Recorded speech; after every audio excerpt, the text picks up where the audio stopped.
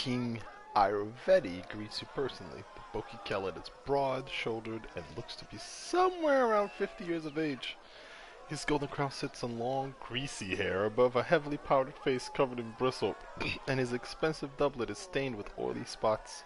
He guffaws as he squeezes you in a bear hug, enveloping you in the mixed sense of sweat, wine, and expensive perfume. Well, my crown-bearing sister, welcome to my home. Stuff yourself, drink, be my guest. You've proven yourself in combat as well as affairs of state. Let's see how you do at having fun. Fucking, I'm gonna be shitty to him. Tartuccio, the short purple fellow. Ha! You're bearing a grudge about something that happened years ago. I assure you that escapade in Lady Germandi's mansion was entirely his own arrogation. I sent him to spy on her, not to start a battle or a fire, or a flood for that matter. Now don't be so spiteful. I have invited you here to put all those little grievances behind us, and to establish a firm and lasting peace between our kingdoms. Alright, let's be nice. It's no good for kings and queens to stay in our palaces all the time. We need to meet, be friends with one another. It's all about keeping up neighborly relations, you know. So here's the plan. First, the Fishers' Triathlon. Then a boasting contest. And in the evening, the best part, a drunken melee. In the interim, there'll be a buffet, a fair, jugglers, acrobats, all the usual entertainment. And after the melee, I'll announce the winner. And then we'll have a festive banquet and a fireworks show. Then we just drink till morning or find a tent to crawl into. Your own or someone else's, depending on your luck. By the way, a knockout such as yourself will always be welcome in my tent. Just joking. Just a joke.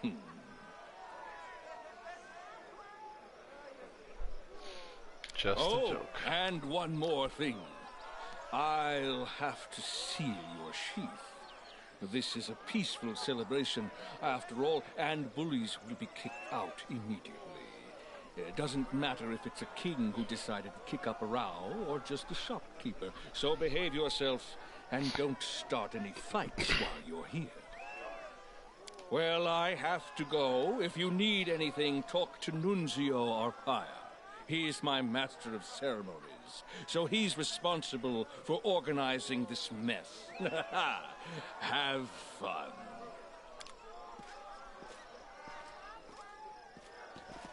So they walked on. I am yours to command. I'm listening. Here. Right here, my friend. I'm listening.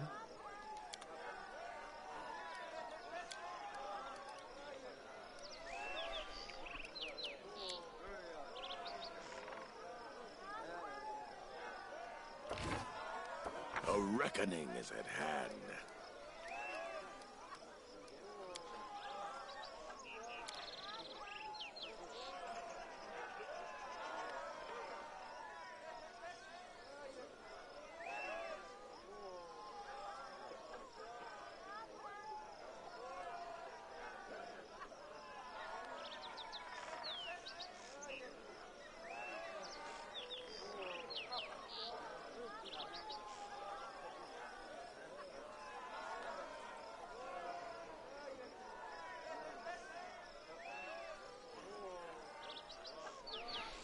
That's weird.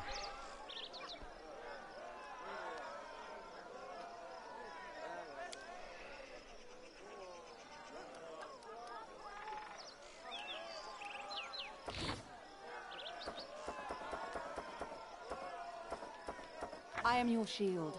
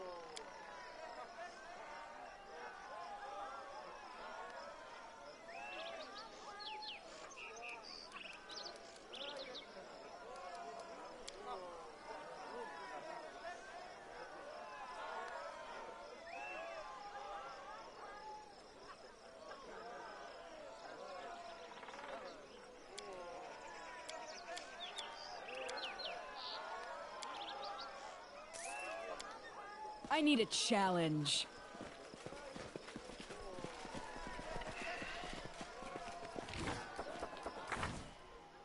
Give the order.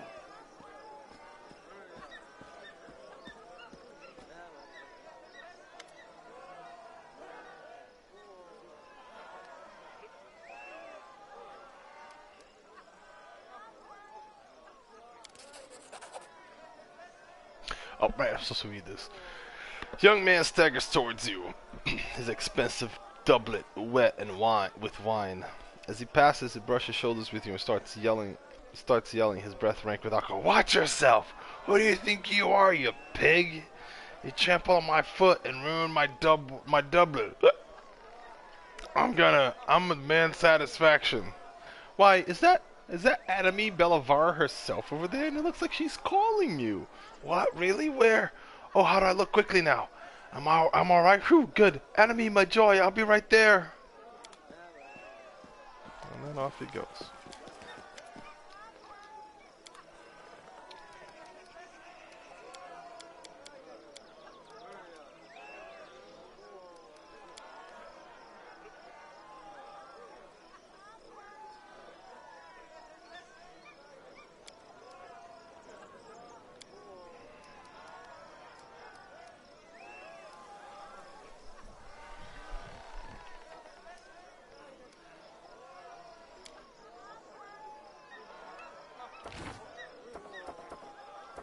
I shall not fail.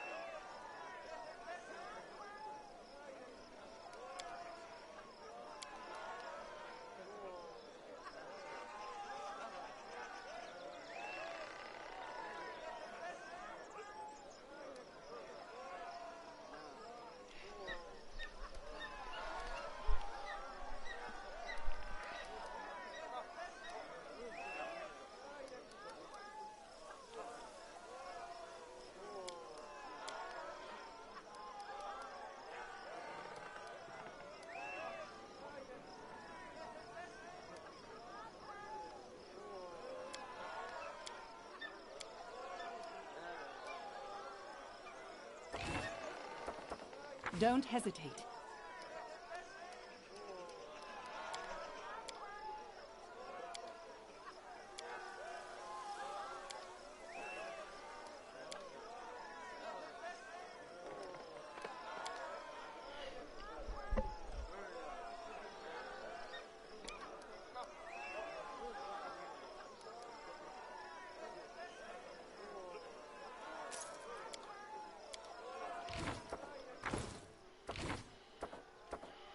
We should prepare.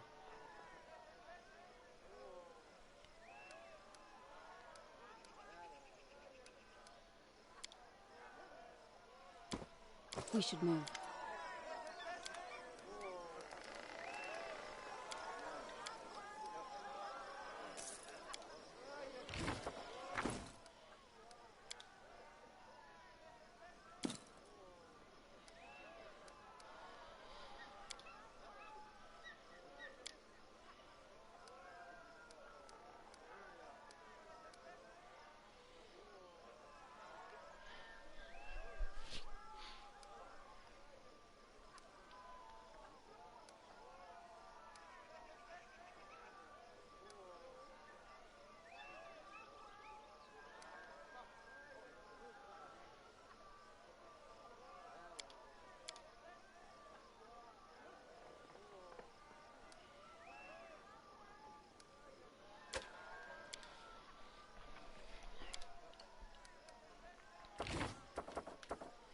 I'm listening. What you want?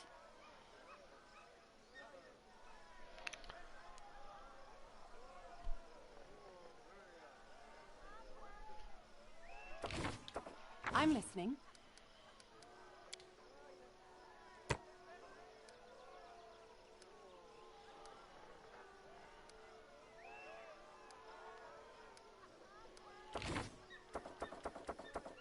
I'm restless.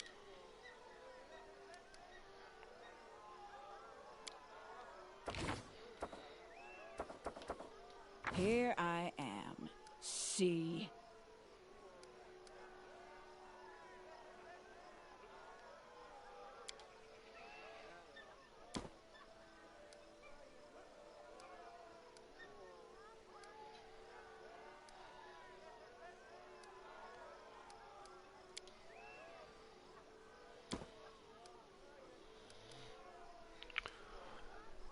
Where the hell is she getting her constitution from? Oh, duh, the chess piece. I am yours to command. Once a girl told me my eyes light up her world. I said that the blessing of Sarenrae will light up her soul. What She troubles seemed you? disappointed. Sure.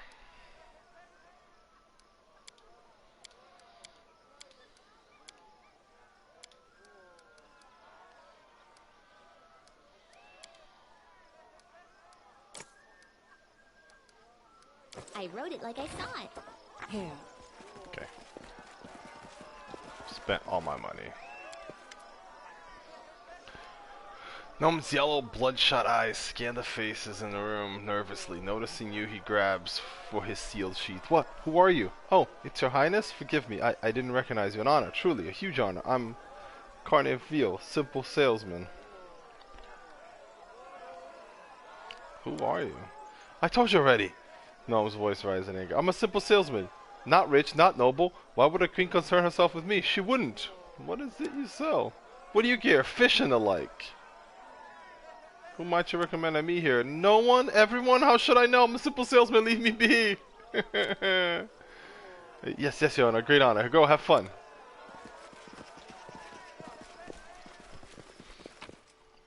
I am your shield.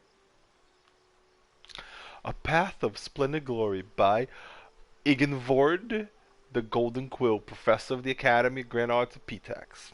In what country, what city had the honor of being birthplace of our magnificent king, the unparalleled Castruccio Irovetti? This question is more difficult than it seems. It's commonly believed that he comes from Numeria. Starfall is usually named as his homeland. But his noble features point to a relationship with the taller nobility. We theorize that his true homeland is Opara, the ancient capital of the great empire. Little Castruccio once ran upon its granite pavements, feasting his eyes upon the golden spires and domes, taken in the spiritual royal grandeur, Don't hesitate. etc., and such and such. Right.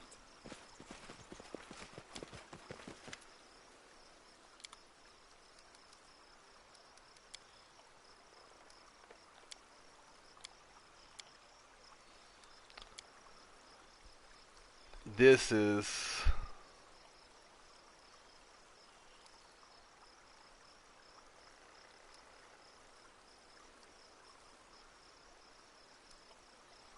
This is some of the gear from the, Did I sell him this shield?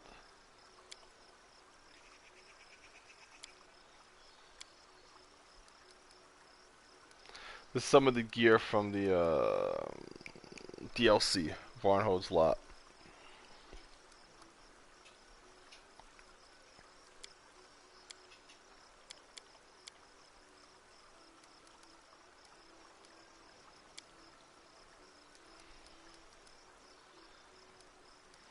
Lion's Claw was actually really good.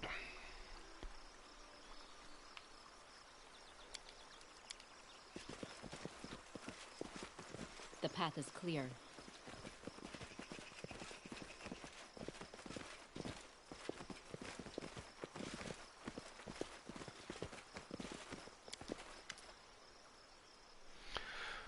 Several concerned dock workers crowd around a finely dressed half-elf who listens to the workers with imperious dignity.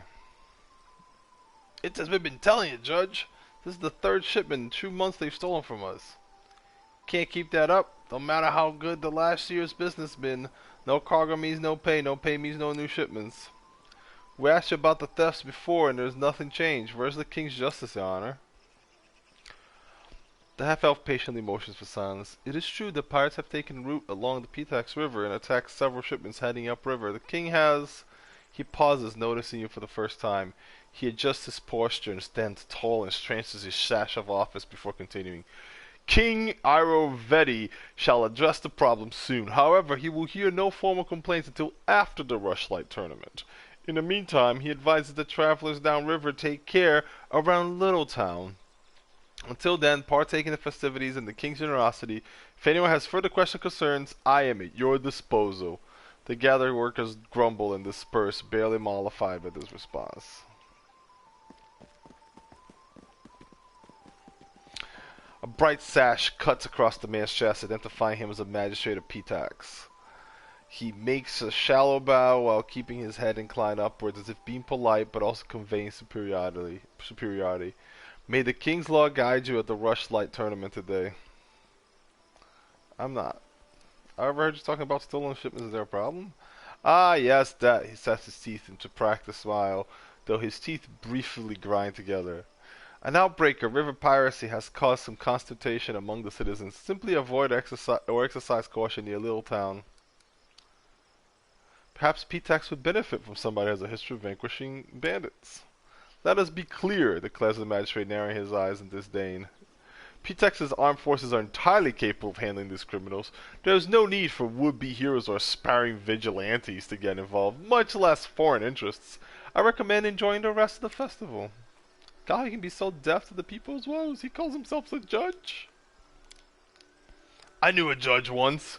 She spent nights butchering her own kin, then went on to become a zombie. This guy seems fine by comparison. Thank you, Amiri.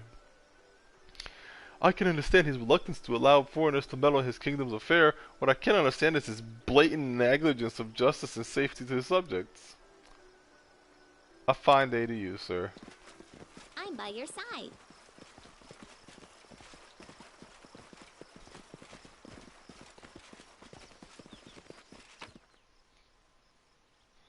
I'm listening. Tread lightly.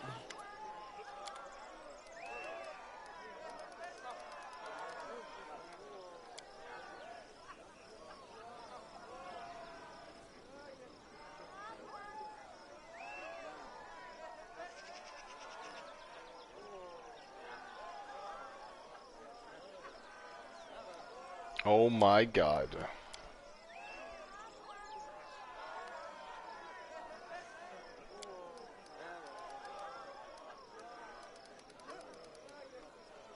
I don't have any money anymore. Let's go. I am yours to command.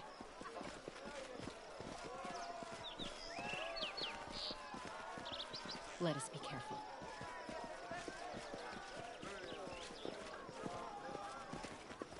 Anything else?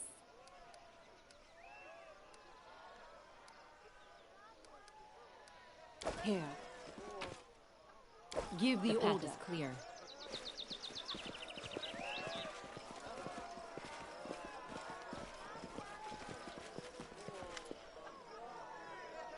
Hey, you there. This is Your Highness King Irovetti's camp.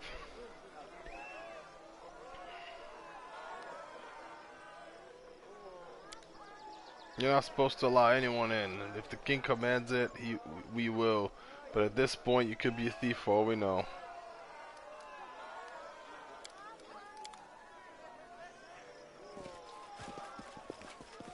As you order.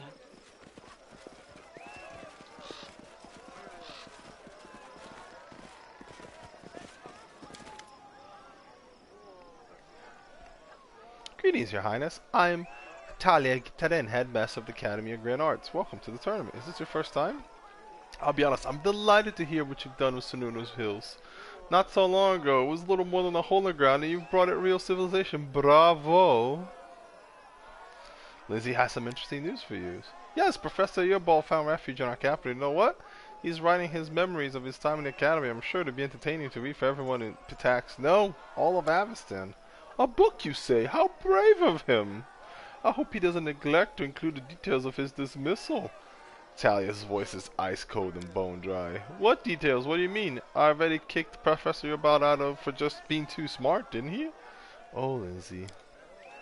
I'm sure that's exactly how he described it. They call him the insightful for a reason, after all.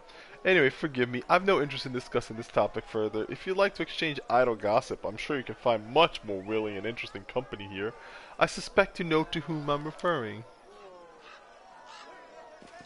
On my way.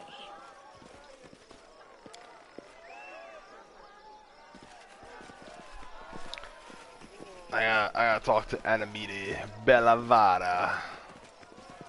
There she is. Does this guy have anything to say? Nope. I am your shield. Alright, Bellavada, what's up? Oh, Violene the famed Baroness, excuse me. Famous Pitax Bard who has visited me in the past. Right, I remember that name. Excuse me, the Queen of Sonora's Hills now has come to visit. It's such a delight to see you here. Master Bellavada, well, do you remember me? Lindsay blurts out, turning bright red. Ah, Lindsay, of course I remember you. You're your no-nonsense at the poets exams.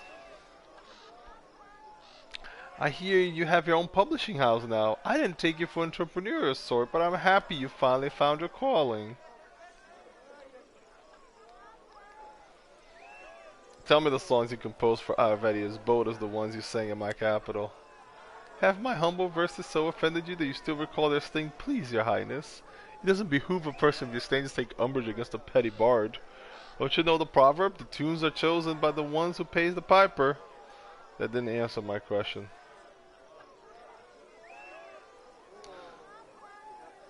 I believe Lindsay has a question for you. Oh, I just hope it isn't about any lectures I used to give at the academy. Go ahead, ask away. At a meeting, the smiles encouraging Lindsay. Lindsay turns bright red, takes a deep breath, and purrs. Sorry, but I really need to know the truth. Why did Ayurvedi kick Professor Aelbard out of the academy? Oh, yes. He did move to your kingdom, didn't he? I'm curious how he portrayed his dismissal. I bet it was something like a poem in 6 verses recounting the tale of a tyrant ousting a poor but honest scientist for telling the truth. The reality is much more mundane. Ayurvedi didn't fire Aelbard, Atalia did. And I have to give it to her. This time, unlike most times, she was completely right. That can't be. Why did Atalia expel Eobald? Well, Eobald's a fine teacher, of course, but he pays too much attention to how his favorite students perform in class and not enough to their extracurricular activities. Why worry if they steal a trinket here and there, or maybe rough someone up on occasion, as long as their poetry and music are exemplary? Predictably, this led to a sad end. What was supposed to be just another innocent joke from one of his favorites, Alandi, led to someone's death. It was an accident, certainly. The kid just underestimated his own strength.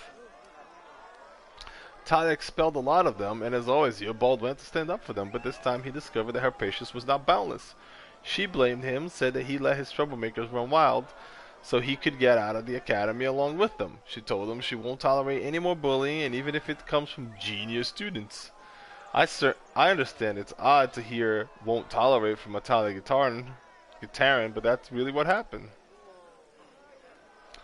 Pale, Lindsay looks at Anamide with huge eyes, unable to utter a word. If Ayurvedi didn't banish Eobald, why did he send the cutthroats after him?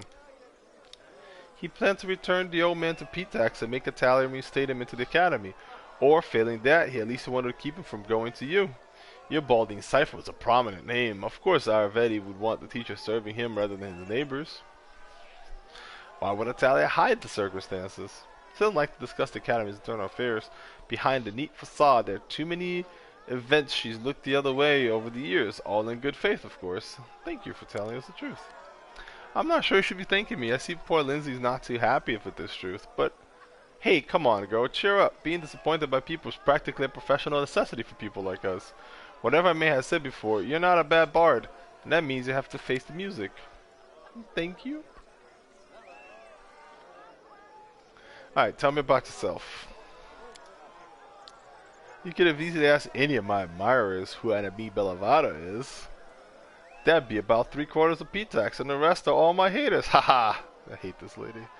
You don't get to be the best among a city of poets and musicians without gathering a few enemies along the way, but why should I concern myself with hacks and soreheads? What can you tell me about King Vedi? Anami's face darkens for a moment, but she quickly regains her sweet smile. Hold on a second.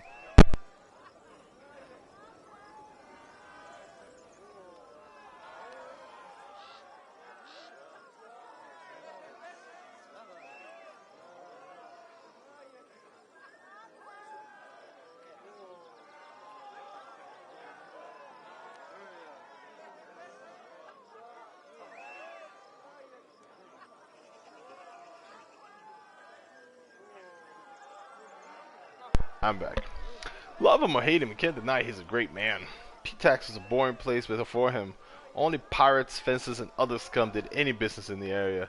But then Ayurvedi came and turned it into a cultural capital of the region. With him in charge, the arts have flourished, the city has been filled with songs and paintings and statues. I just pray that Calistria breathes the same love of the arts into the weathered hearts of other rulers in the region who prefer to squander their resources on saber rattling. Some say that King Vedi doesn't have a taste for arts. Any successful person gets haters spreading dirty rumors about them. You should hear the things they say about me, haha. Pay it no mind, our king's a man of exquisite taste, with the appreciation of all kinds of art. Let's talk about his enemies. Of course he has enemies, lots of them, just like anyone who's accomplished anything in life. Take some of the old trade houses, for example. Liacenza and others whom he stripped of their power.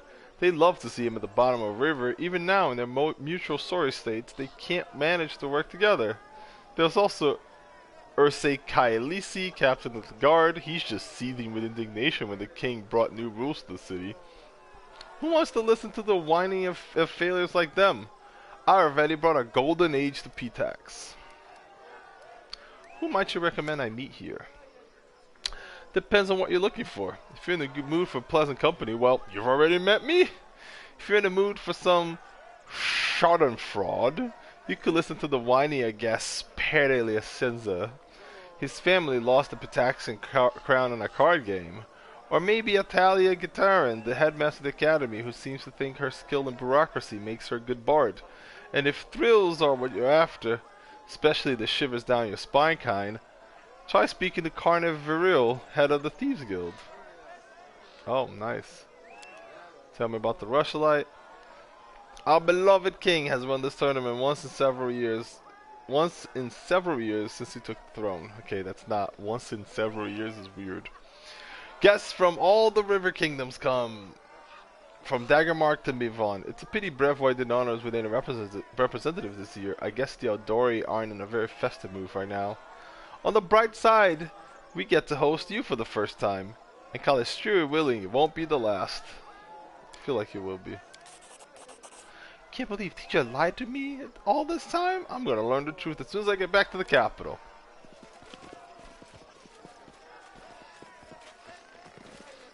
Remain vigilant. Oh, it's lagging.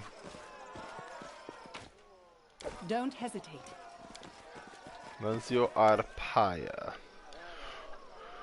Your Royal Highness, welcome to Rushlight.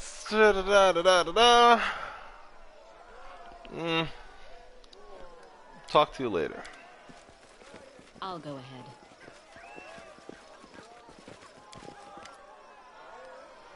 Why, if it isn't Queen Bylene, please allow me to congratulate you on your success.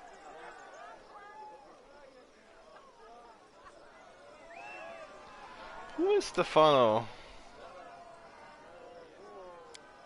Oh, he's the arrogant nobleman for Pitax who attended your reception. Since the last encounter, Stefano Mosconi has put on a little weight and his appearance has become even more festive.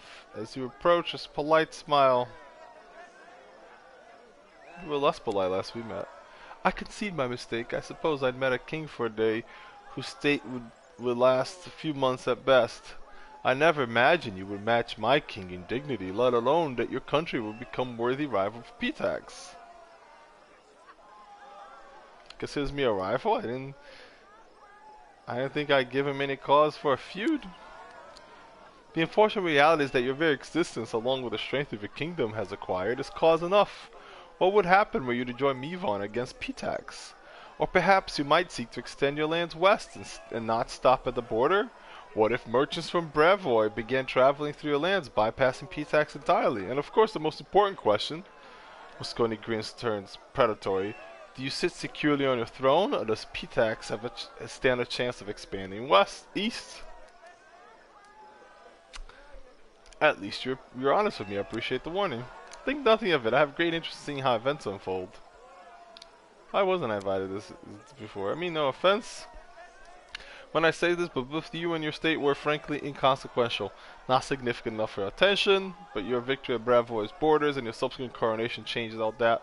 In truth, King Girovetti only invited those he's identified as worthy rivals to the tournament. Until we meet again, and I'm sure we will. I've spotted something.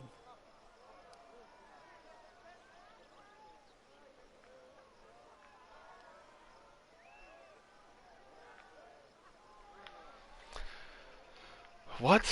The Quest Electri. This is a magic storybook chronicling the adventuring party of the lizardfolk sorcerer Shelburne Sparks and the human cavalier, Lord Jesiah of Taldor. It is ever-changing, ever-growing, as new chapters are added every day by the creator Shelburne's adoptive mother, the sorcerer bard Gloria Joania Sparks. The tales of all their escapades are within this book, be they glorious or infamous. It also contains the stories of their companions. Skirp of the Goblin Road, Sir Kenneth Cowanon, the Human Wizard, Ristoff Brostoff, the Dwarf and Barbarian, and Wolfgang Hypton, the Kitsune Slayer. Owners of this book read one chapter every day on rest, granting the benefit until the next rest, depending on which companion the chapter described. Chapter selected randomly. Chapter about Shelburne grants the ability to use Fireball 3 times a day. The chapter about Lord Jessadabor grants +5 competence or persuasion and use magic checks. The chapter on Skirple allows the owner to deal 1 additional damage on each sneak attack die. The chapter on Wolfgang Hypton grants +10 competence, a bonus to stealth checks. The chapter on Ristoff Brosselton grants an ability to make the target rage as a barbarian for 6 rounds 3 times a day. Chapter on Kenneth Cowanon grants the ability to use lightning bolt 3 times a day. I'm listening.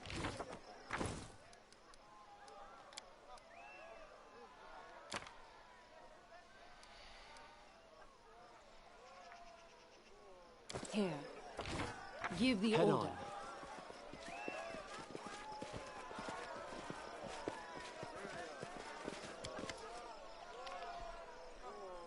Your Highness, welcome to P-tax.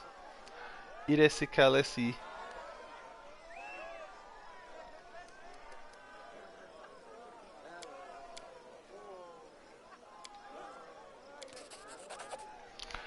I hear you're not happy with the way Arvedi rules. The elf looks around carefully. Not so loud, Arvedi, as he is everywhere, but if your Highness must know, so be it. My fellows and I serve the city, not the crown, not the trading houses, not whoever has the biggest purse, the city. The dump we call P-tax and all the poor fools who swarm around it. Former kings understood this. They're the ones who arranged it in the first place. But when Arvedi took charge, he thought the city guard would be his personal cutthroats. And once he realized that wasn't the case, he started doing everything in his power to make our jobs harder.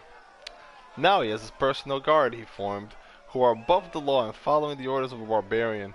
And then there's Carniv Vessel, with his so-called thieves guild. Scumbags flooded the city with the Marian drug, bloodbrush extract, and the poison that turns people into mindless sheep. Our former king understood that even P-tax needed some bare minimum of order to avoid falling to pieces and floating down the river, but Arvedi seems to track down and burn the city to the ground.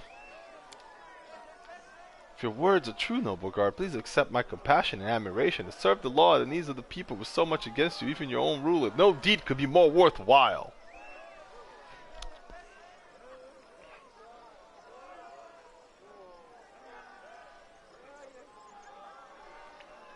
Who might you recommend I meet here? It's the same fucking story. Okay.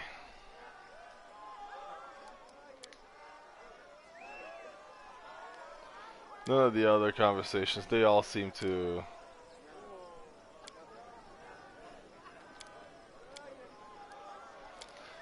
They all lead to the same conversation. He's mad because kicking out Reddy is the worst.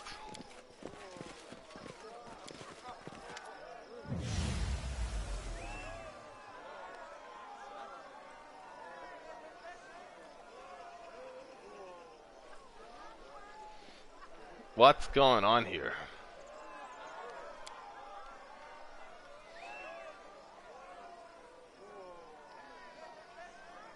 Ooh, something special indeed. I'd wager you've never seen the like. Before your eyes, the epic battle between the world's greatest spellcasters. What the hell? Mysteriado. The Devil Tamer Chalax versus Zinmurga.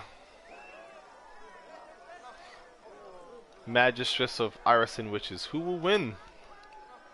What are the rules of the game?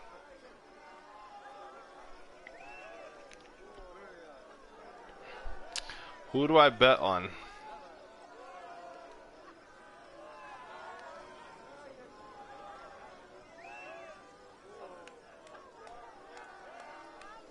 Alright, what is this?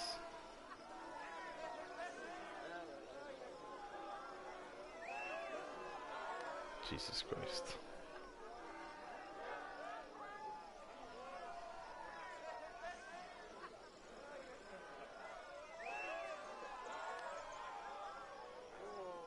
$500 Switch. I kinda want it. Fuck. Okay. Alright. Eeny meeny.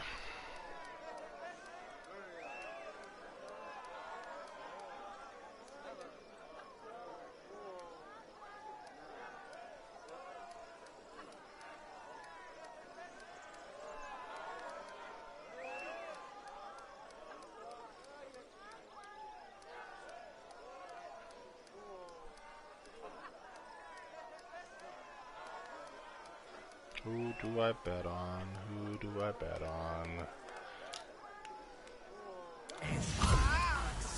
Yes!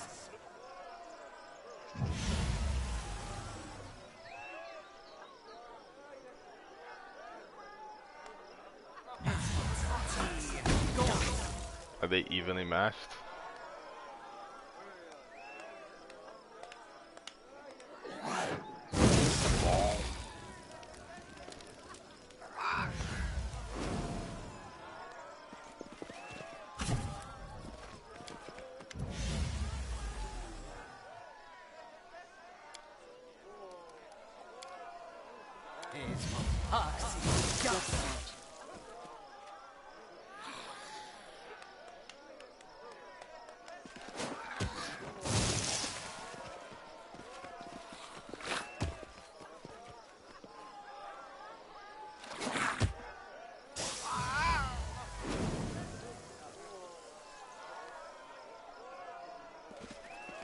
Right.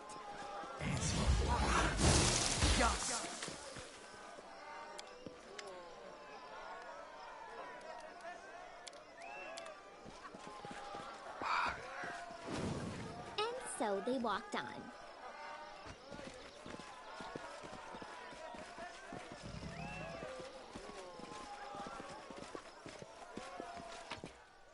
I am your shield. About time.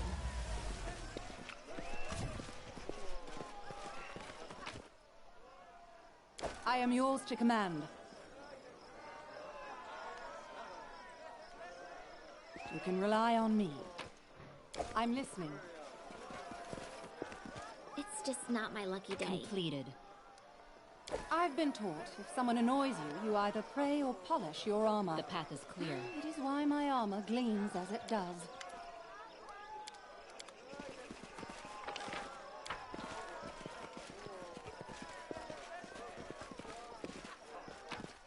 Here. Nothing bars my way. My regards, King Violin. Gaspere Cienza at your services. The head of the Cienza family, master of what remains of the Iron Fox Trade House. Before I already took the crown, it would have been my family receiving you at our house. Alas, we're simply guests of the celebration now. What caused you to lose your influence? It's a dark, sordid story. I swear I'd give my life to learn the full truth of it. Pitax was founded by 4 families, ruled by their 4 trade houses for centuries. We quarreled from time to time, of course. The property didn't always change hands peacefully, but none of us dream of impinging on another family's lawful rights. Then our Vedi appeared. We underestimated him, thought him nothing more than another adventurer like the thousands others in the region. He handled matters quickly and chaotically, with assets running through his fingers faster than chips at a card table. His wealth grew rapidly, and he still wasn't a big fish, for a while at least. He invited representatives for all trade houses to play cards. No one really knows exactly what happened, but by morning he owned most of the assets, including the crown. They suspected a rigged game and sent representatives from the families to discuss the matter with him. Then a wave of disappearances rolled across the city. My brothers, the former kings of Pitax, disappeared, along with many other honorable people, and Ayurvedi made it clear that the lives of his hostages would depend upon our obedience. He was king, and our earth and power lay in ruins. Says Pitax seems to love him. It would seem so, wouldn't it? Yet appearances can be deceiving. Yes, he's made many rich and happy, but there are many more lives he's dragged through the mud in his own endless celebration. Trust me, there are many who would gladly put an end to his rule, but the king has so many spies and everyone's afraid to even discuss it. Ask the head of any his special academy at Talia Ger what she thinks, or maybe High Priest J. Evanes. You'll see their mouths shut tighter than the oyster shell. Farewell. To you, I can't say no.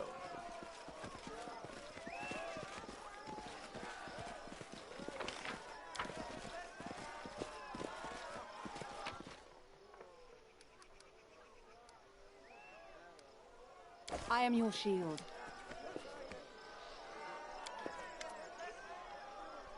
Oh, a new face in celebration. I'm pleased to meet you, Dreyarna's High Priest of Calistria at your disposal. Hail the unquenchable fire.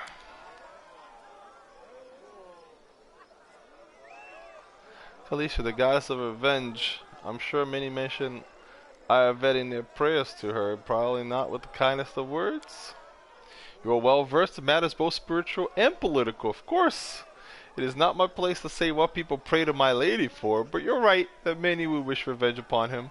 To be honest, our temple has only benefited from his rise to power. Ayurveda isn't stingy with his donations. The celebrations he holds are beyond all praise.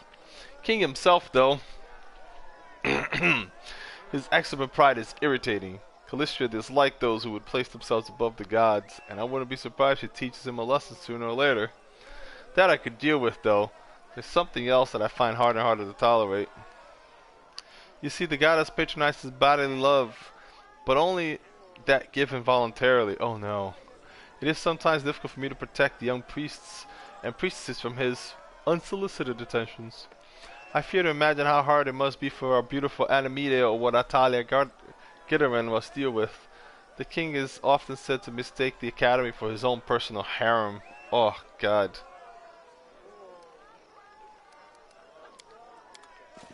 Keep formation. Let me ask her about it. I've heard King Ayurveda can be too persistent with his flirtations. I mean, he pursed his lips for a moment, then replied slowly, choosing her words carefully. I prefer not to discuss the private life of His Highness with strangers, much less my own. Details of any interactions between us will remain just that, between us. Please discuss another topic. Yeah. Yep.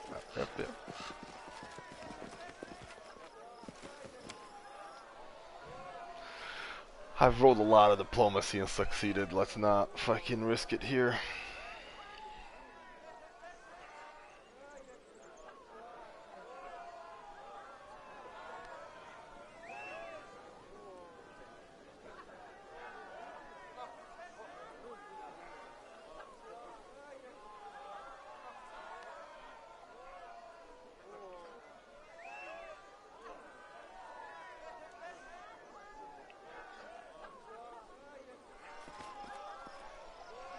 Okay.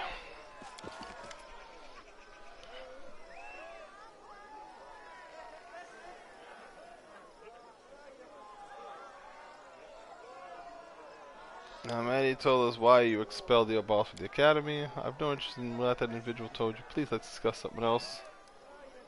Alright, what did you mean when you mentioned...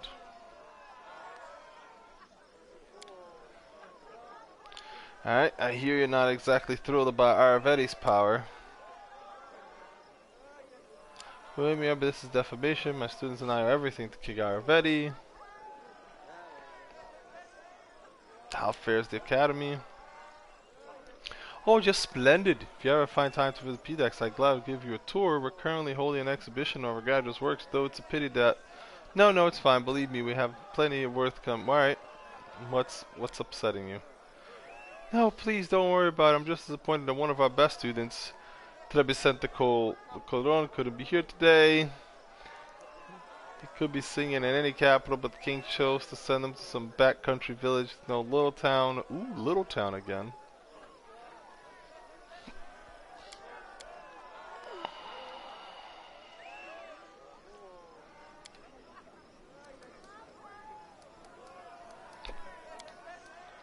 Tread lightly.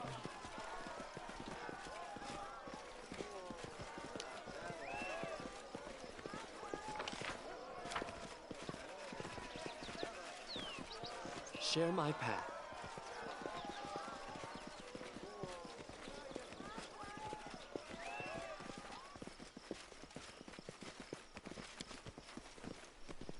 Alright, just a guest.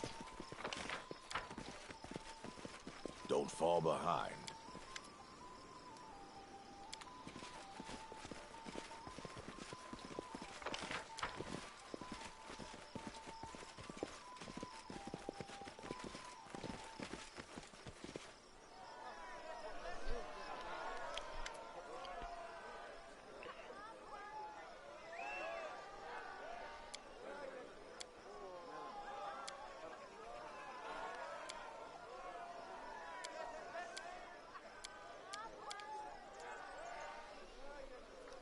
Amid the determined frivolity, you notice the two men nearby having heated but hushed discussion. One flashy clothing fit for an entertainer, whereas the others wear armors of red cloak Pitax guards.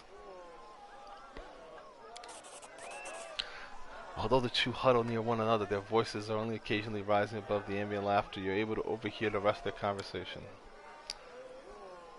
Tell me, Homer, the guard sternly chides the entertainer. I don't know quite what you're up to, Amar, but I know that, look, you're planning something dangerous.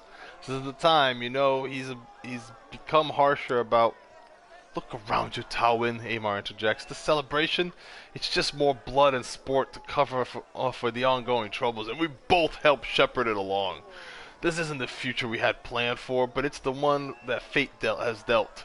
Can we really stand by? He begins to raise his hand to strike a pose as if preparing to make a bold declaration.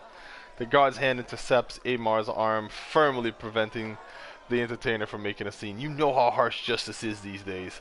I've seen it with my own eyes, and it would crush me to see noble intentions harming good people, especially like you. I appreciate those feelings, I do. Amar gently removes Tywin's hand from his arms. But Pitax needs now action, and I intend to act. It's a rare day that life emulates screenplays, Your Highness. Could it be that heroes have arrived in the people's time of need? Oh, heroism. That's exactly what we do. See that symbol on his clothing? That marks him as a member of the Red Crescent Theater of Pitax. A fellow artist. She eagerly extracts her journal. Imagine the stories we could write together. Thanks, Lindsay. I've helped lots of people, but most of them didn't introduce themselves to me first.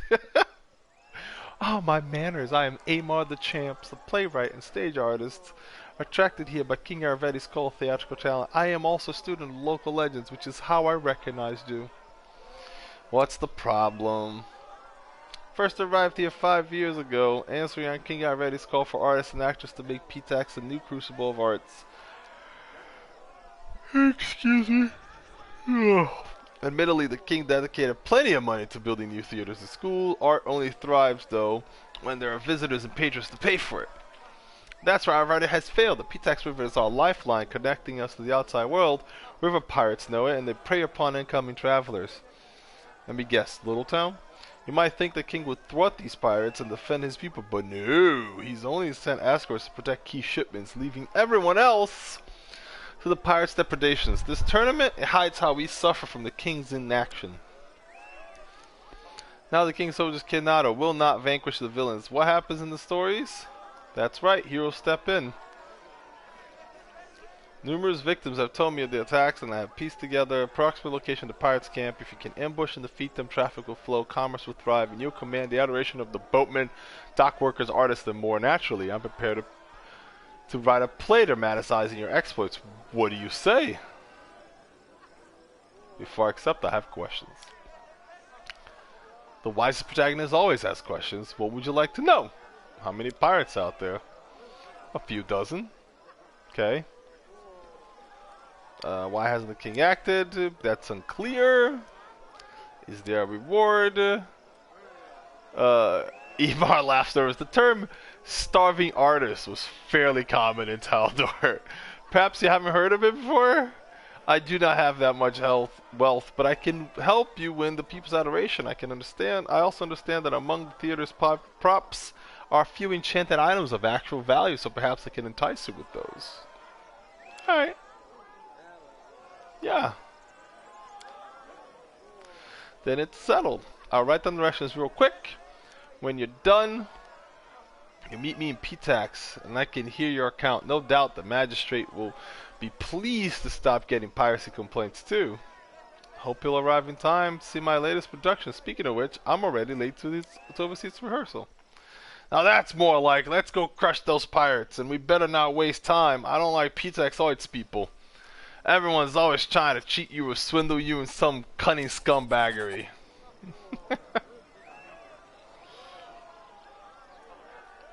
Here's a little preview. Nothing bars my way.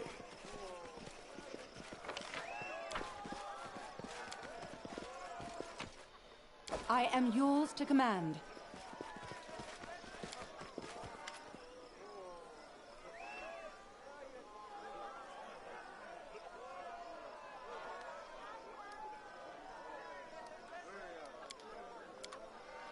I don't have a lot of money, so I'm gonna save real quick. There's a lock-picking competition, apparently.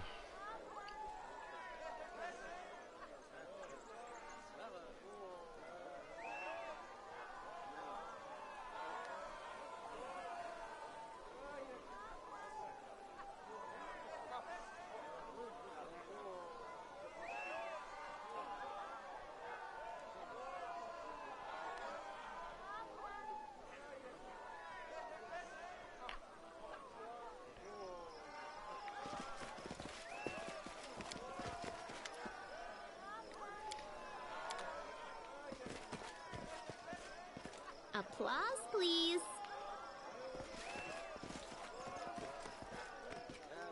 I failed. I'm sorry. A simple request.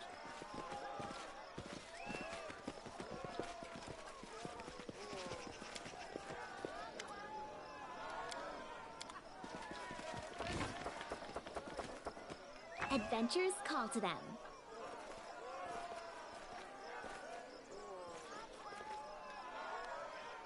Applause, please. Anything else?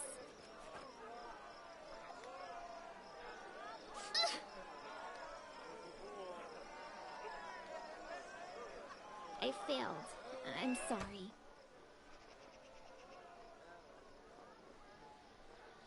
Holy shit. Difficulty was 46.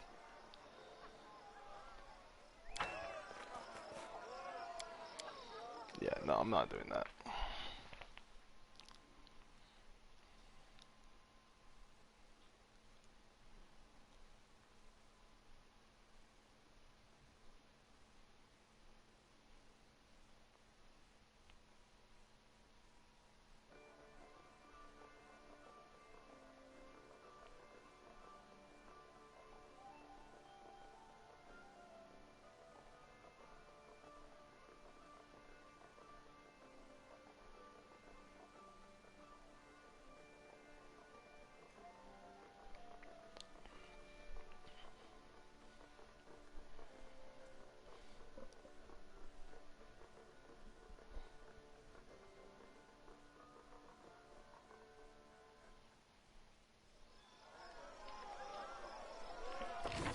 don't hesitate. A simple request.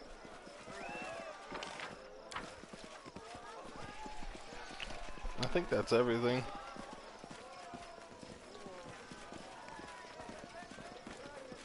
I need a challenge.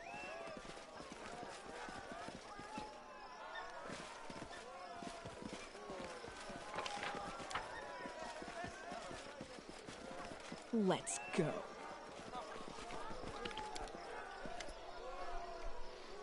Heart's clear as words. Blood Rush Extract. They are no ordinary salesman. Your wares are far from mundane.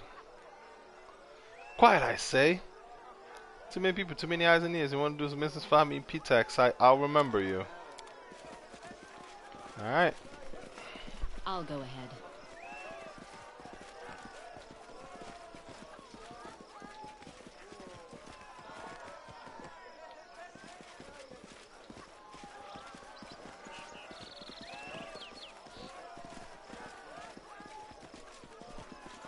The path is clear.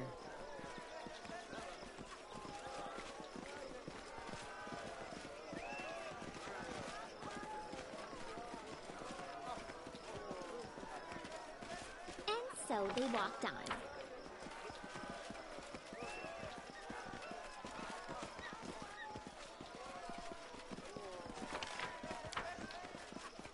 Head on.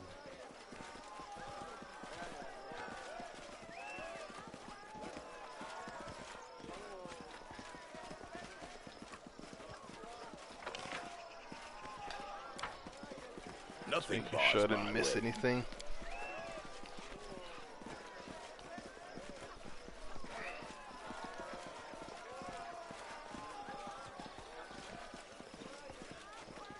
Tread lightly.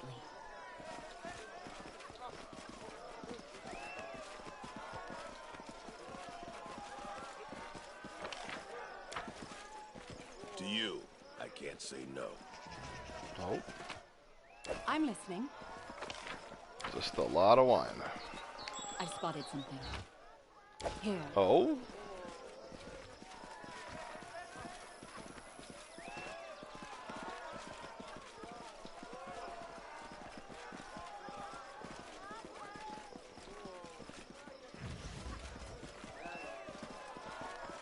Don't fall behind.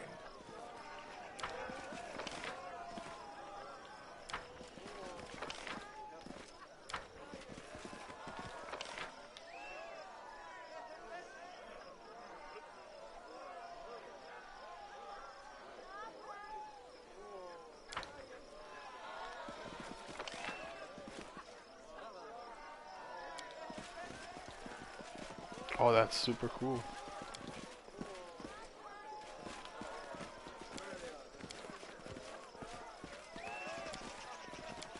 Let us be careful.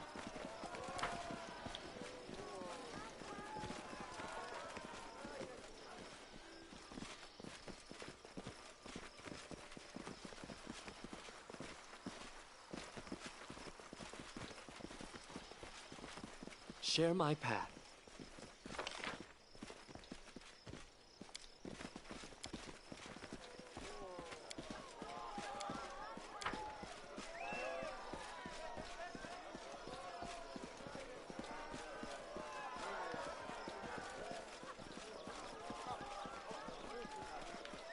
Nothing bars my way. Alright, let's see what the happy haps are.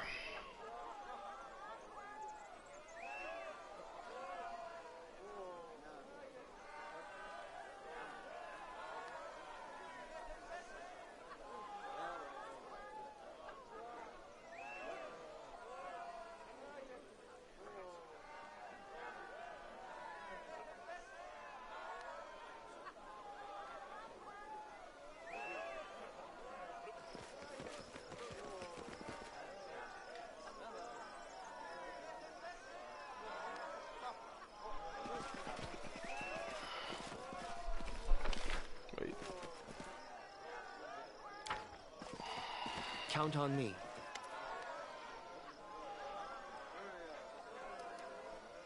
Alright, let's participate in the triathlon.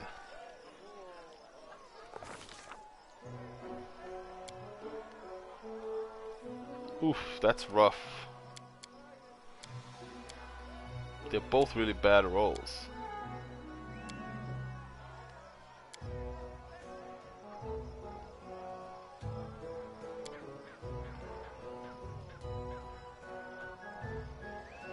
Gotta roll 18 here.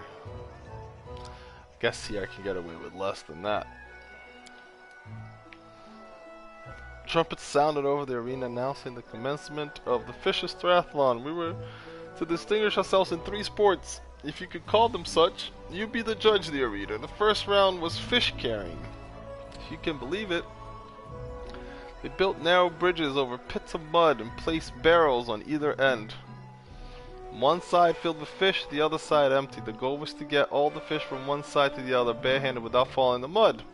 I'm sure this is just what you imagine for a royal tournament. Throwing fish at your opponents was prohibited. But there was one unofficial but well understood rule in this tournament: don't get caught. We had decided to which one of us would blah blah blah.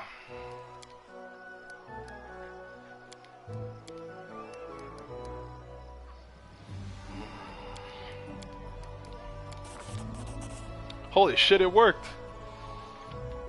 Honestly, competing honestly among such embarrassing company would be almost more embarrassing than losing. Finally, ran across the bridges with heaps of fish in her arms. She definitely tossed the fish beneath the feet of the Gralton competitor, who slipped and fell into the mud. Another fish found its way right into Daggermark's competitor's forehead, sending him down alongside the Graltoner. The judges didn't notice a thing. We won the first round. The second round was untying knots. Competitors would be tied up in poles resembling ship masts, and they had to escape the knots. Once again, we had to make a choice. Oh, that's way more our style right here. We noticed a sharpened coin glistening in the Denmark competitor's mouth, and Gralton's participant had a blade in hand. We exposed the cheaters, leaving us with fewer rivals. Yeah. That's Lindsay's job right there. The judge escorted the cheaters out of the arena, the crowd laughing and whistling all the while. With a third competition gone, With a third of the competitors gone, Lindsay easily outpaced the others, untangling the ropes and making our way to the judges, while the others still wrinkled in their bonds like flies in the spiderweb. We'd won 2 out of 3 rounds. We seemed to have victory in the bag, but the rivals we were dealing with, there was no time to relax. The last round of the tournament was diving for river pearls. Huge tubs were filled with mussels and river water, and some empty jars had been placed on sets of scales. We'd have to open the mussels with our bare hands, gather the pearls, deposit them in the team's jar. Of course, playing fair wasn't our priority. We could try weighing down the jars or something as well.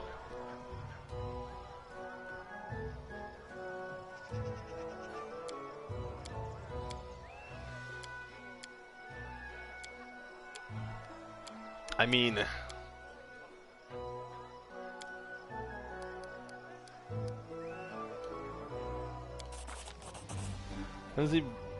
Lindsay bravely dove into the muddy waters and started opening shells, breaking her nails in the process. She put fistfuls of pearls into her jar as fast as she could, slipping in an occasional pebble, pinch of salt, or dollop of mud when possible. Once time was up, her jar was the heaviest, and victory for us. Soon we stood on the pedestal as judge awarded our team the victory. We were wet, muddy, and smelled of fish, but we grinned with joy all the same.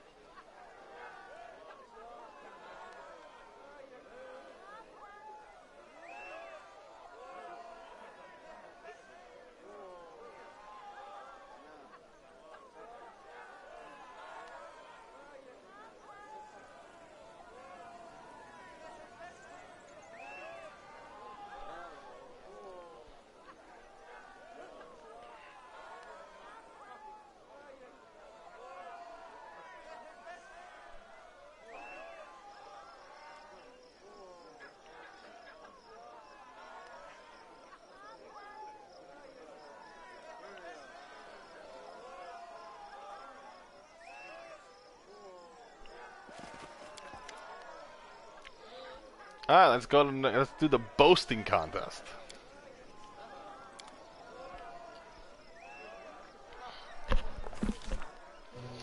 Tournament continued with the boasting contest. The first participant, a man from Daggermark, stepped up to the podium and told a raunchy story about him,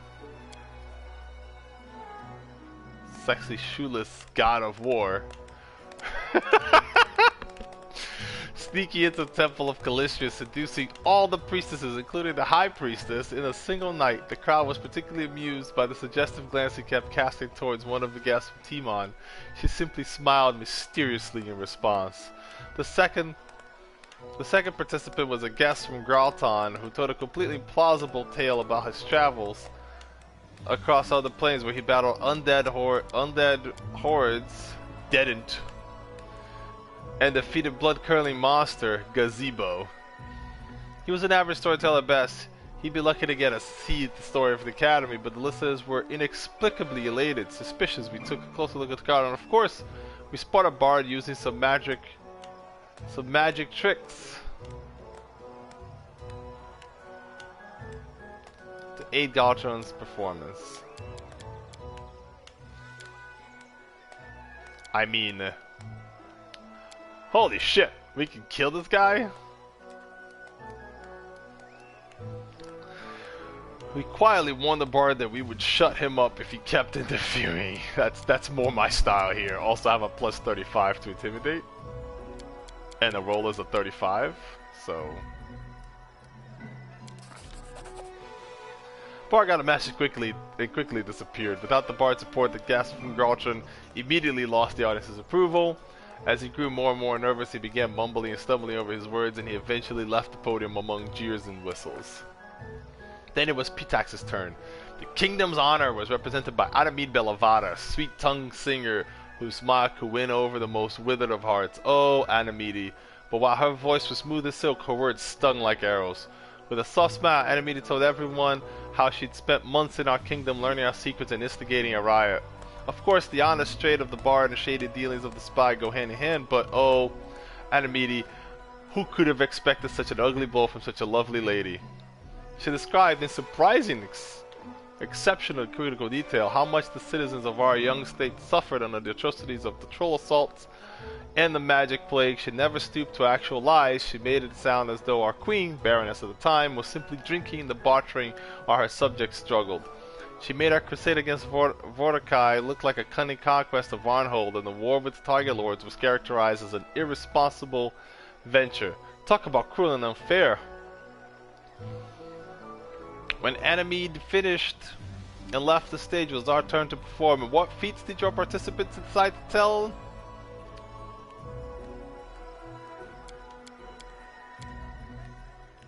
Regaled tales of our victories as Stark Lords, Trolls, Vortikai, and Armag. In response to Anamid's sorrow, she recounted how we dealt with Tartuccio, one of... Oh yeah, I like that. I like that. Like that one a lot. Or we could make up a made-up one.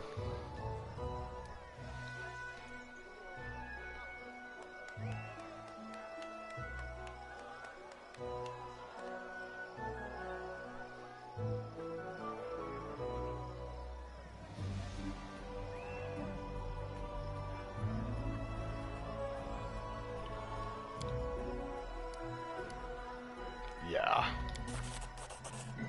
Looking meaningfully at Anamida, Viling spoke about the sad fate that befell the last of our ready spy, and what may be in store for other spies we might come across. The audience hung on every word, sometimes laughing uncontrollably, sometimes holding their breath to avoid missing anything. Viling finally brought the story to an end, and the viewers gave her a standing ovation as she left the podium. The woman from Timon, the priestess of Calistria, went last. She told stories of her love affairs with faraway countries and other planes, casually mentioned an unpleasant disease she contracted over her journeys and took her a long time to get rid of. Hearing that, the participant from Daggermark paled, grabbed his belt, bringing roaring laughter from the rest of the audience. Finally, the judges announced the winner was Vileen. She walked up to the podium with thunderous applause and took her another bow.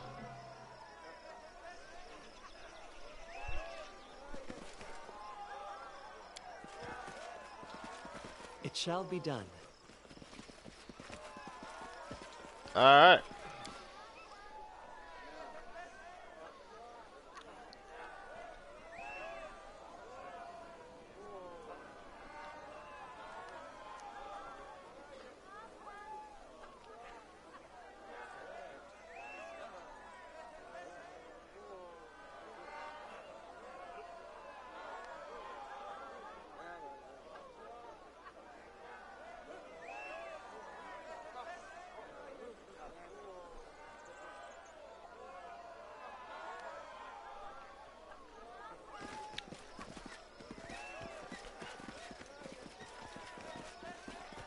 As you order.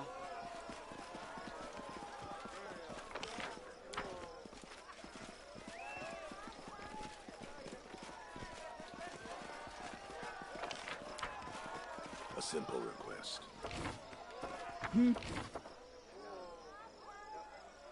I shall not fail.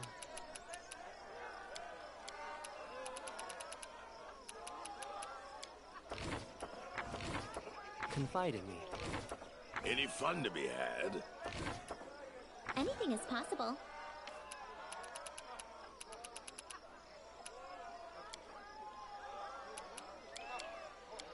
It's a drunken brawl next, and I would like to be ready.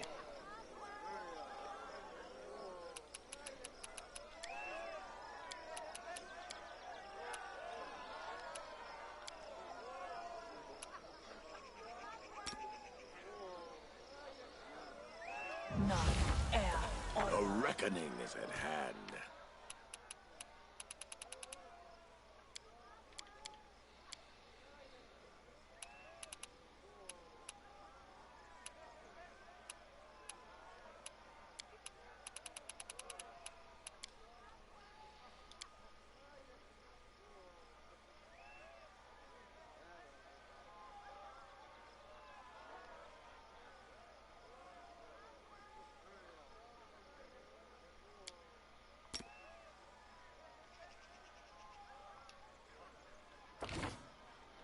And Lindsay was called forth. Share your troubles.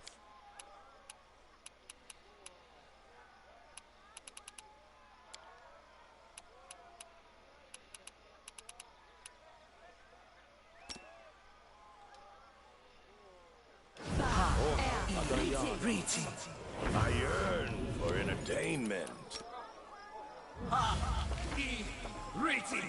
Our duty calls. What's over there? Let us troubles bide you? our time.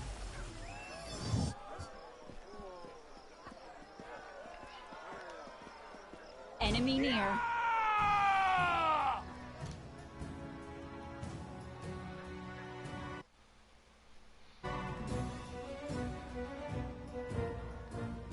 A solid plan.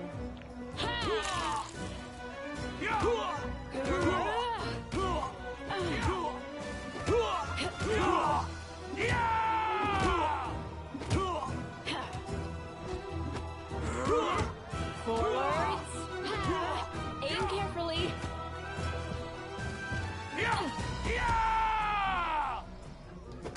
Attack.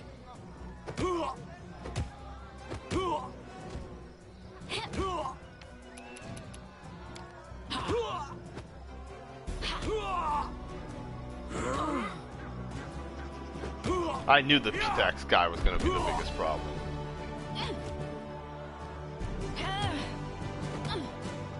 My skills exceed yours.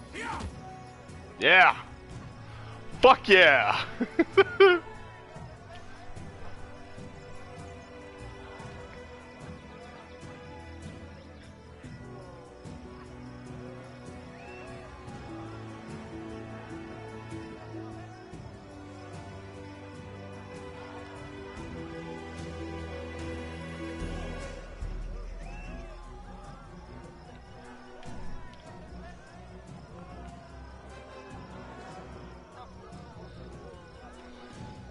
The path is clear. It'd be hilarious if my leopard had come with me.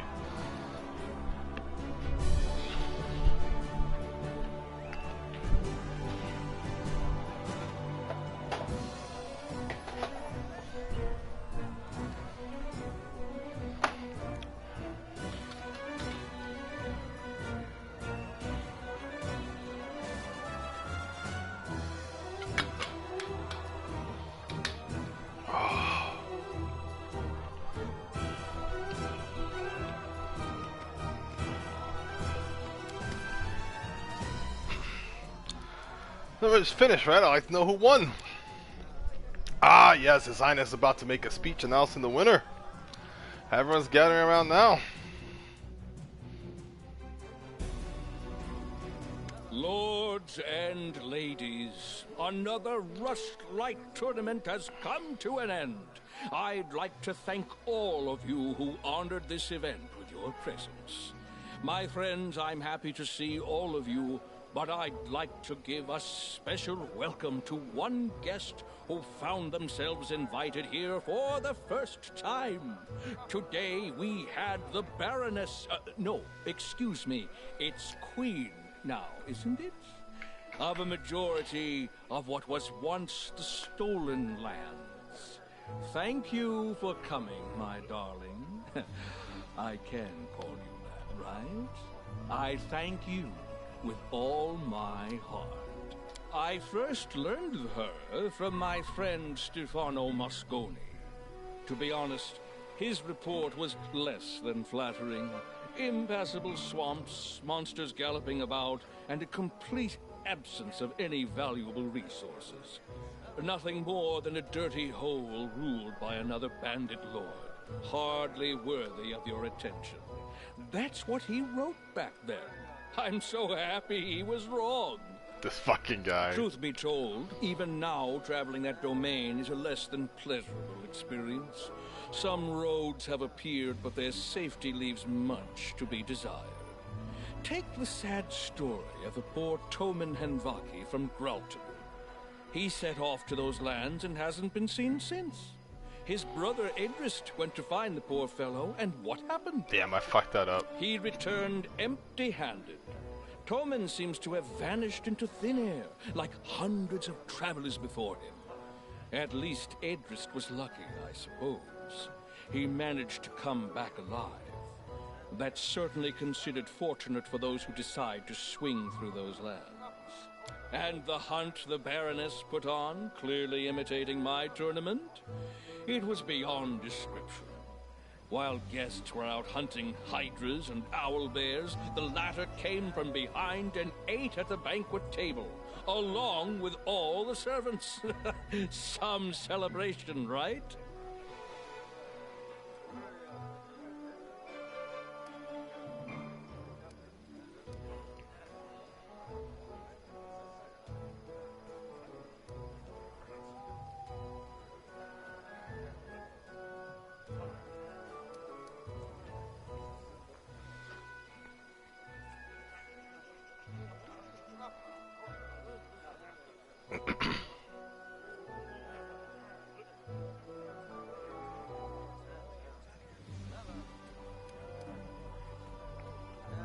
I think I'm gonna keep on intimidating people. Already, my friend, it's uncomfortable how much attention you lavish upon me. How about your kingdom? How many bodies are found in Pitax's harbor each year? Yes. Well, I believe we've fallen a bit off topic. All I really wanted to get at was that Her Highness is a personage truly as extraordinary as her lands. And I'm happy to see her at this celebration. And now it's time to announce the winner of the tournament. This year, all 3 contests were won by guests from one kingdom. I'm not sure what charms, tricks, or divine intervention helped her, but let's hear it for the winner! Your Highness, if you please. I know you're not exactly a master of ceremonies, but please try to say something articulate to my guests. Oh, I'm bluffing. I hope my victory didn't offend you. I do apologize. It's hard to tone down all this talent. What? And now, with the competition over and the prize awarded, let's get on with the main part of the celebration. The banquet! I can hear your stomachs growling from here. Let's get to the table, and later we'll see an unforgettable fireworks show. Why did Lindsay roll and not Vilene? Vilene's persuasion is way better than Lindsay's. Whatever, game.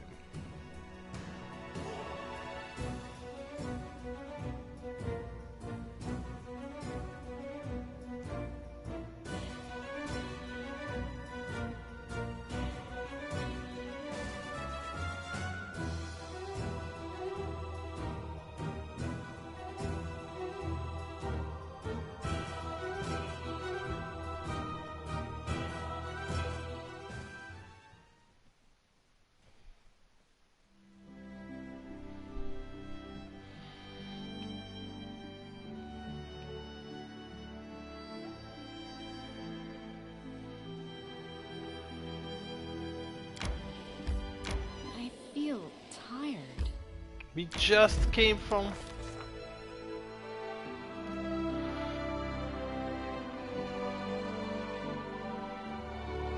A whole army of mean-looking guards awaited Pitax's gate. They were led by a pompous buffoon named Leave Now, Your Highness, King Ayurvedi's order. Let's talk about the river pirates. As far as the Pitax is concerned, politely asked them to enter. Alright.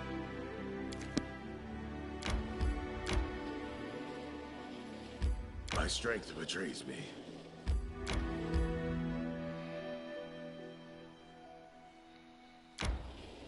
I'm hungry. When we stop.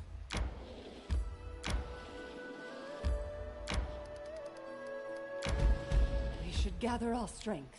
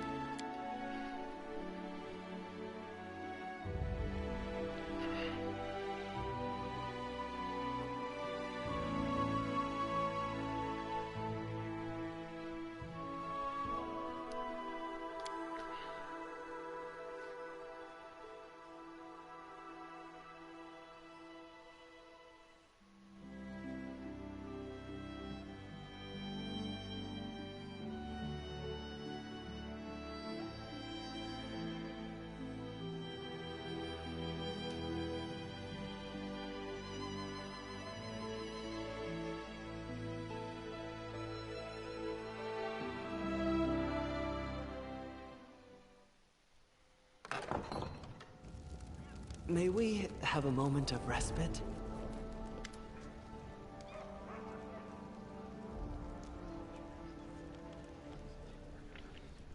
Professor, I can't believe you lied to me this whole time. Don't try to deny it. I've heard everything. If you covered for bullies, how it wasn't even Ravetti who fired you, it was Atalia, how could you? Lindsay, please calm down. I didn't deceive you. You never even asked about the circus and why it's dismissal. Remember, it's, you know, sensitive subject. I may not have been good enough student to be one of your favorites like Alandi, but I do remember the basics, like the 7 types of lie, and I definitely remember your lectures on lie of omission. You wanted me to write a book about all the atrocities going on within the walls of the academy, and you left out a pretty big one. You never told me a student died because of you.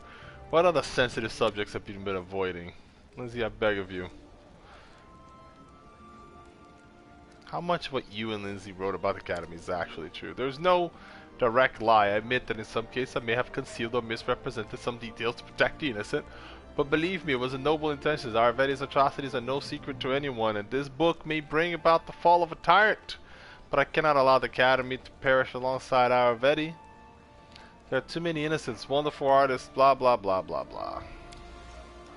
So to put things simply, the book's full of lies, isn't it? Your innocent colleagues all pander to Ayurvedi, and you want to shift all the blame onto him alone so they all come out clean. What I want to protect the little good that Ayurvedi brought to this world. The Academy is more than just the wrongdoings and bullying. It's made up of many brilliant artists who have potential to change the world for the better. Should we freely trample flowers just for happy to grow out of muckle heap? Yeah, it's true, it's true. Lindsay, what do you think? I don't know. Teacher, you told me so many times the world isn't made of things, it's made of stories. And we ourselves are made of stories, and we tell and believe. But shouldn't those stories also be true? Said people are essentially animals who love stories. Did you really mean that people are just lying beasts? Well, what is the truth then? A precise statement of past events? We're not newshanks or historians bound to precision for the sake of precision. A bard must take into consideration how her story will affect her audience. Truth and fiction are all materials. They're as valuable to us as rough marble to a sculptor. The same story used to evoke anger, fear, envy can be turned to inspire bravery, hope, and love. Both versions told in full truth. Blah, blah, blah, blah, blah. Wait, the lawful good is Eobald is right? What the fuck is wrong with this game? I don't know what to do. I want to burn the manuscript, start over, write the whole dirty truth about the Academy, but maybe teacher's right. That would be a horrible mistake. Maybe saving the good Academy. No, fuck that. Think you're right, Lindsay. Eobald, what if students died? What of the student who died because of your favorites? No one will ever see his creations, and he won't get a second chance either.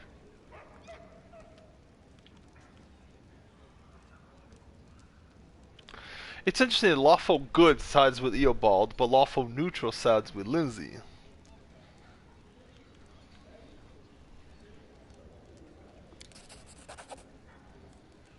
You're right, of course. Shailen teaches us to value human life above art. And I let my eyes be clouded. Who am I to put the work of my favorite student before people's lives? How many creative artists does the world lack because we encourage their attackers? I'm sorry, Lindsay. You've taught your old teacher a lesson today. We'll rewrite the book. I'll tell you everything I know and everything I'm guilty of.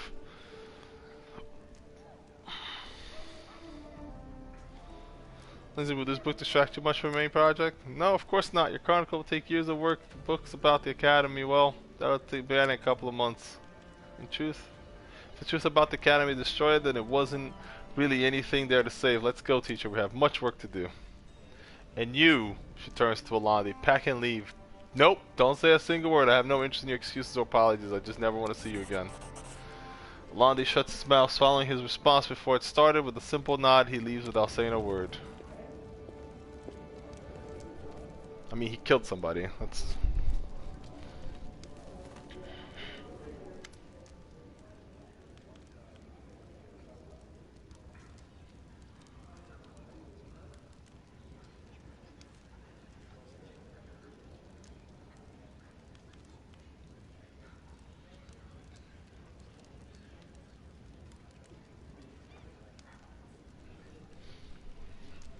Greetings, Your Highness. Oh, that's just one of my...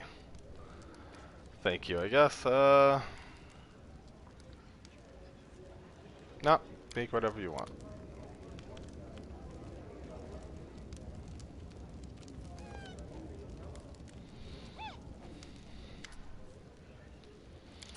Alright, Tulip, you got dark bidding. Thank you. I think that's my favorite for card. I think I just got a second one of that. Which is not very exciting. Sure did. I sure did do that. The road awaits.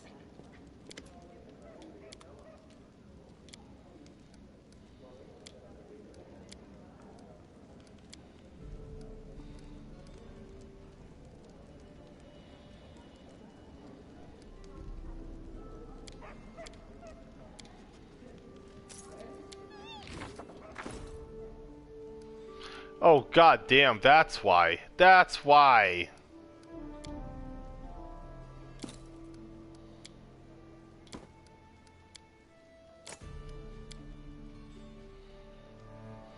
That's 8 plus 4.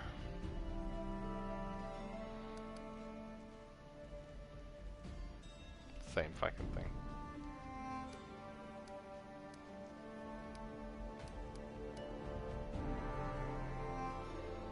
$11, $12, $12, $12.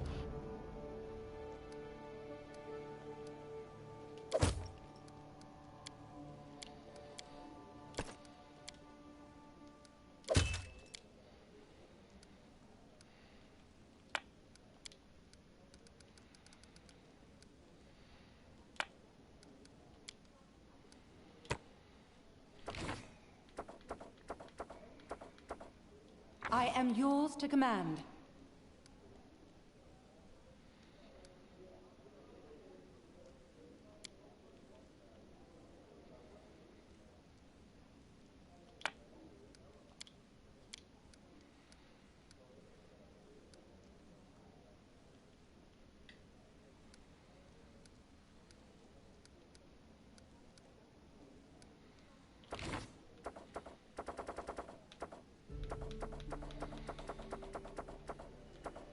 I'm restless.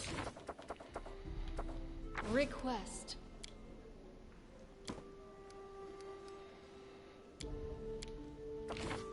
Share your will. We should prepare. I'll go ahead.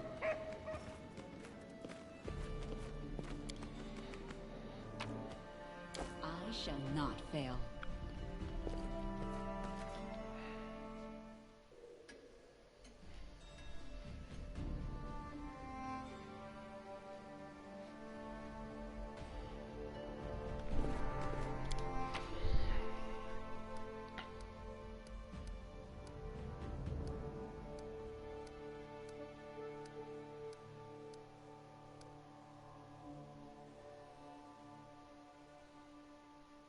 Let us bide our time.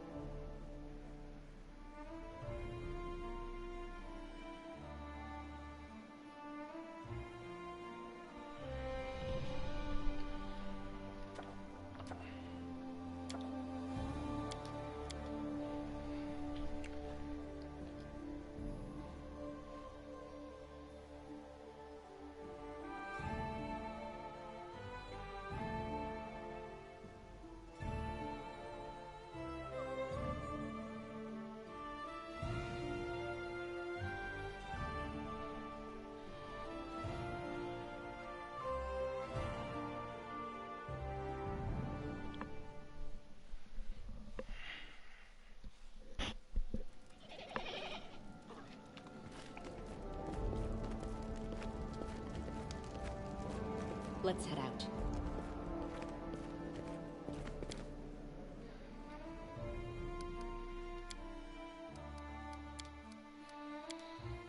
I feel like Octavia should really be a part of this.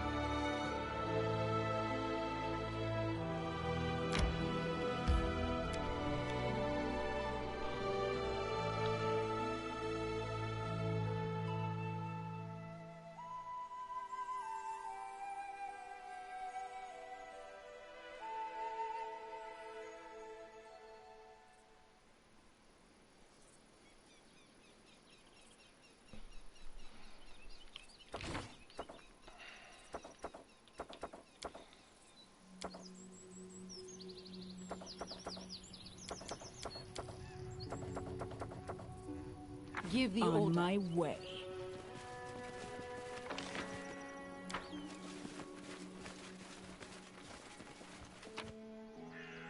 Don't hesitate. Onwards. Together. I'm listening.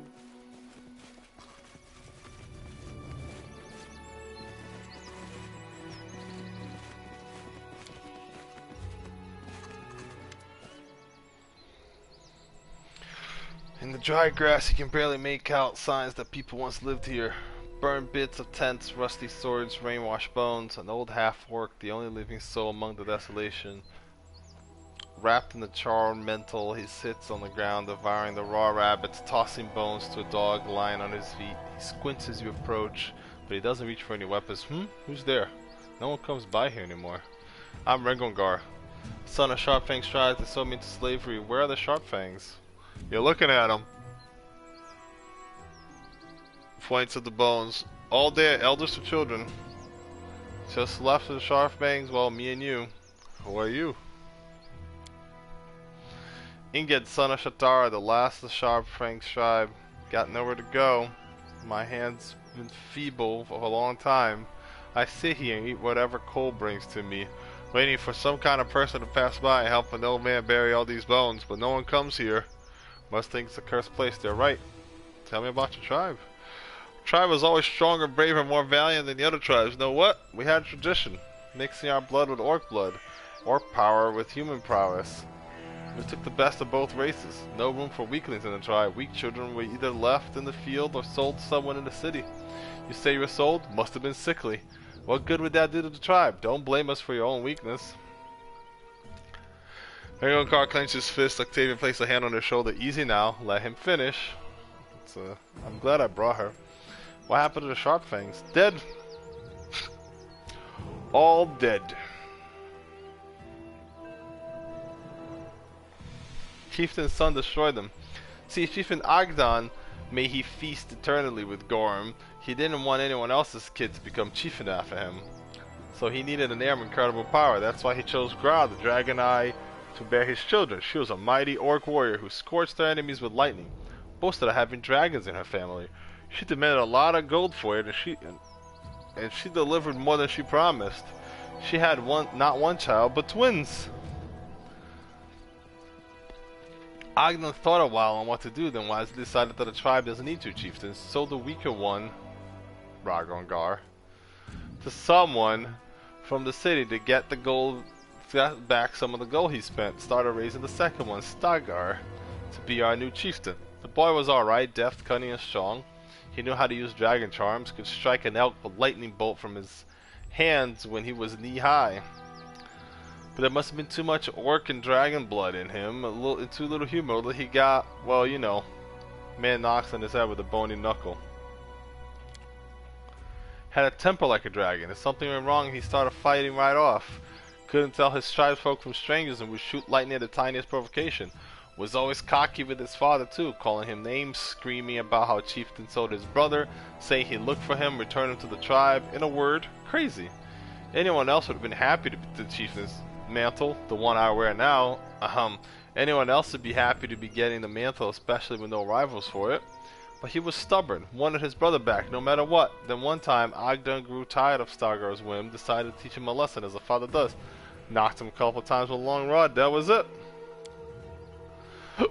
Boy screamed like the hells and his eyes flared blue, started shooting lightning all around. It was frightening. I still see it in my sleep. Flame, smoke, lightning everywhere, tents burning one after another. I was too old to fight, so I hid behind the hillock and stayed out of the way. Some of the others, they went at him with swords. They all died. No one survived. Even the little ones were burned alive. He took as good as he gave, though. Died of wounds soon after. And that was the end of the Sharpfangs. Rengongar looks at the bones scattered in the grass, baffled. Brother. Sounds like a nice guy. Best in his tribe. A lot like you. Wish I could have met him. Me too. What do you say, Rengongar? Well, what is there to say? Lend me a hand. Let's give these jokes a proper burial at least.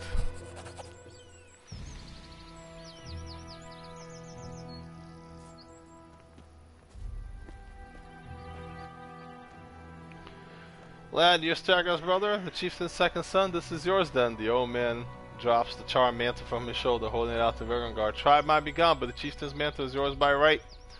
After a moment of hesitation, Vergongard accepts the mantle. Thanks, old man. May the gods grant their souls peace. Let's go. Nothing left to do here. Half-orc turns and walks away from the burned settlement without looking at anyone. I am free to do what you ask of me. Here, give the order. Is he not in the party anymore? He's not in the party anymore.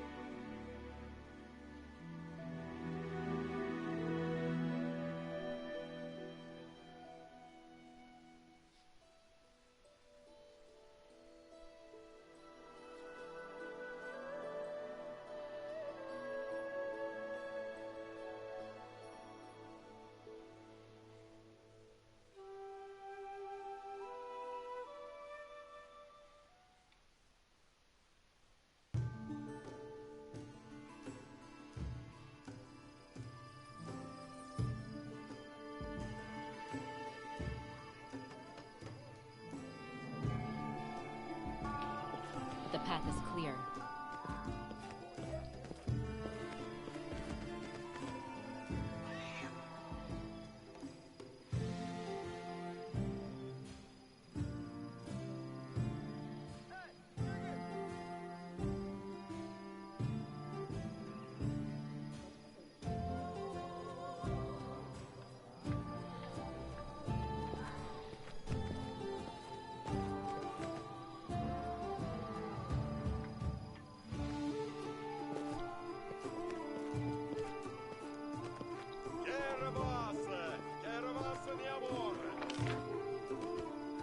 Tread lightly.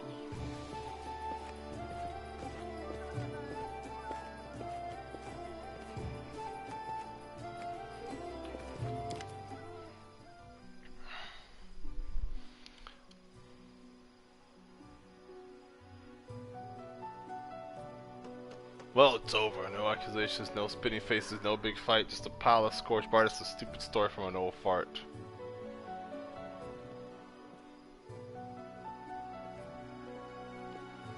Glad you're able to forgive your tribe. Forgive them? Hells no. I haven't forgiven anyone. It's not them, not Janush. But who cares how I treat them in my head anyways? There are some things in life you can't change. It's stupid to sit and howl about them like a wolf howling at the moon, that's all. It's a shame I couldn't meet my brother, of course. But he's Pharasma's hand now, just like the rest of them, buried in, well, no, not forgotten. I'll remember this, just left behind. I don't waste time looking for lessons in everything like Lindsay does, but if any conclusion can be drawn from this story, it's, well, let's not screw our kids with these like these pieces of shit did. You're my tribe, you, Octavia, the rest of our crazy gang, and I don't need anyone else.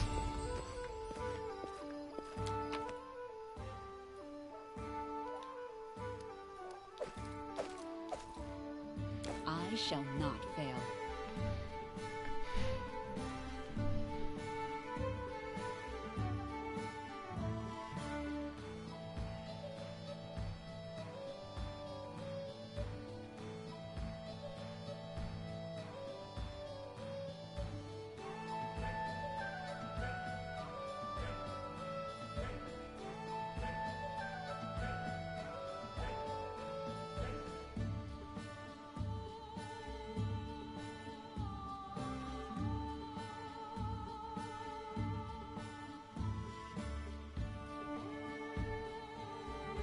road awaits.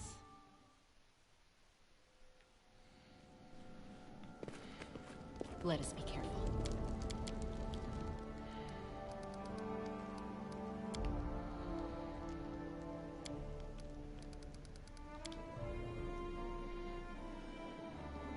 Let us bide our time.